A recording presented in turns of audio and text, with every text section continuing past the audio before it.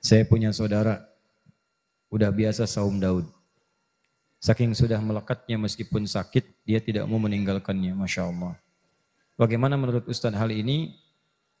Sunnah, tapi sudah merasa wajib meski kalau sakit mungkin malah madarat, bukan manfaat lagi. Begini, ini hal semacam ini kalau sudah mendapatkan halawatul iman. Halawatul iman itu kenikmatan iman. Yang kalau sudah jadi kebiasaan, rasanya gelisah kalau tertinggalkan. Nih padanannya begini, sholat tahajud. Kalau antum udah biasa tahajud, tiba-tiba bangun terlambat. Terlambat itu bukan pas adzan subuh. Terlambat itu misalnya 3 menit sebelum subuh. Sekarang subuh jam berapa? Oh, paling gampang 4:30. Yang paling gampang tuh. Ya udah saya kabulkan. Misal 4:30 tuh. Dia adzan, dia bangun 4:25. Biasa tahajud, biasa bangun 2:30, bangun jam 3, tiba-tiba bangun 4:25. Itu walaupun tahajud sunnah. Karena seakan-akan dia telah merasa dekat dengan itu. Jadi begitu bangun dia katakan, saya terlambat nih ya Allah, terlambat. Terlambat. Padahal nggak ngerjakan pun nggak dosa. Maka orang seperti ini diberi peluang oleh Nabi, kata Nabi, kalau kamu merasa tidak dapat mengerjakannya, maka kamu ganti nanti saat duhanya dengan menunaikan salat duha diperbanyak. Biasanya cuma 2, 4, jadi 8. Ya, untuk mengganti yang saat di atas yang tidak tertunaikan. Ditambah dengan ibadah lain di tempat berbeda dengan cara yang tidak sama. Tapi mengganti pahala yang di waktu malam. Ada lagi orang sahabat ini biasa baca Al-Baqarah sebelum tidur. Al-Baqarah aja, Al-Baqarah. Tiba-tiba, betul saya serius. Ini nyata, tiba-tiba, ini disebutkan Imam An-Nawawi dalam kitabnya At-Tibyan. Tiba-tiba beliau ini lupa, Pak, Bu. Lupa baca Al-Baqarah. Tertidur. Begitu tengah malam bangun. Kaget. Temannya kena senggolan tangannya. Terbangun juga. Kamu kenapa katanya tiba-tiba begitu? Ana ra'aitu fil manam laqad natahatnil baqarah. Barusan saya mimpi, saya diseruduk Al-Baqarah. Sapi betina. Al-Baqarah. Cuman kan kalau nama Quran surat gak boleh diterjemahkan. Maksudnya gak boleh disebut dengan terjemahannya. Terjemahkan boleh, tapi kalau bicara tentang surat, itu harus disebut dengan nama surat aslinya. Jangan terjemahannya. Karena keindahannya tidak akan terasakan. Walaupun Anda tahu terjemahannya. Ya, Al-Baqarah, sapi betina, An-Nisa, misalnya ibu-ibu, kan? An-Namal, semut, kan? An-Nahl, lebah. Tapi jangan bercanda dengan menyebutkan terjemahan. Woi, baca surat apa tuh? Semut. Ente apa? Ibu-ibu. An-Nisa ini maksudnya ya. Nah, itu enggak nyaman. Laqad natahatnil baqarah, saya diseruduk Al-Baqarah, ya. Bangun tuh. Nah, ini menunjuk kebiasaan. Jadi yang pertama, saya bersyukur punya saudara, ya punya teman, Masya Allah, yang bisa seperti ini, teman se-Islam, saudara kita semua, yang punya kebiasaan demikian. Maka silahkan kita bangga dengan itu, pertahankan. Ini bagian dari kenikmatan iman. Hanya juga proporsional. Maksudnya, kalau dengan puasa itu menyulitkan, bahkan membuat fisik kemudian menjadi lemah, bahkan sakit, maka di situ Anda boleh berhenti dulu. Persis seperti Nabi lewat di satu tempat jalan, tiba-tiba ada orang bersandar di pohon. Ini kisah nyata, di hadis Muslim ada, di Al-Bukhari ada.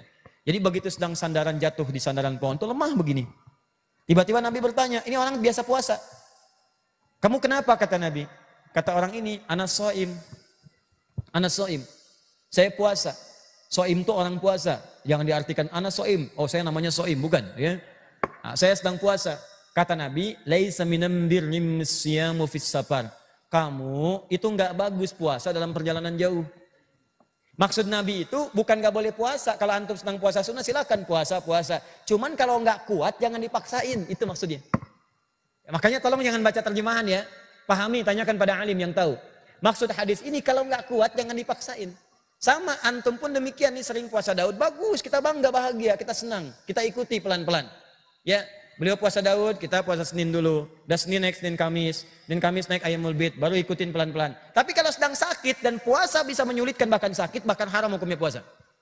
Tapi yang membahagiakan, ada hadis di Al-Bukhari. Lihat bunyinya.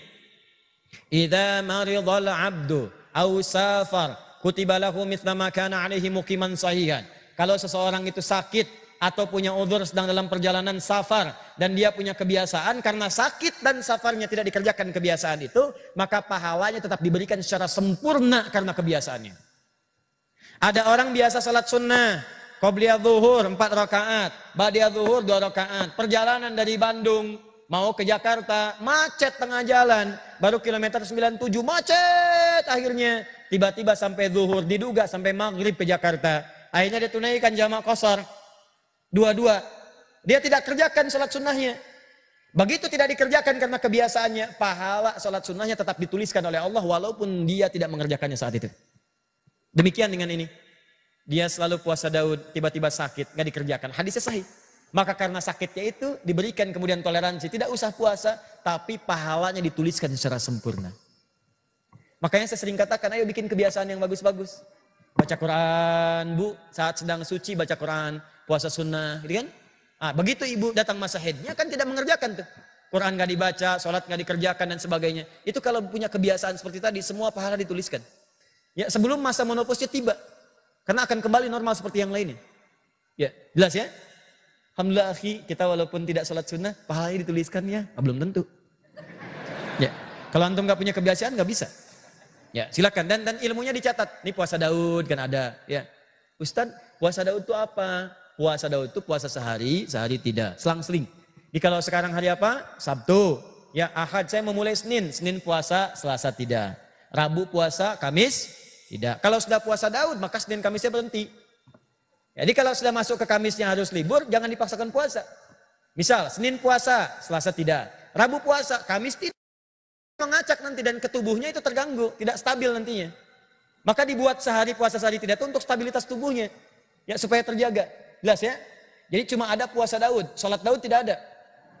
Ya jangan nyimpulkan sendiri. Kalau puasa Daud ada, berarti puasa itu hukumnya wajib, sholat hukumnya wajib. Berarti sholat Daud pun ada. Subuh sholat, duhur tidak. Asar sholat, maghrib tidak. Nah,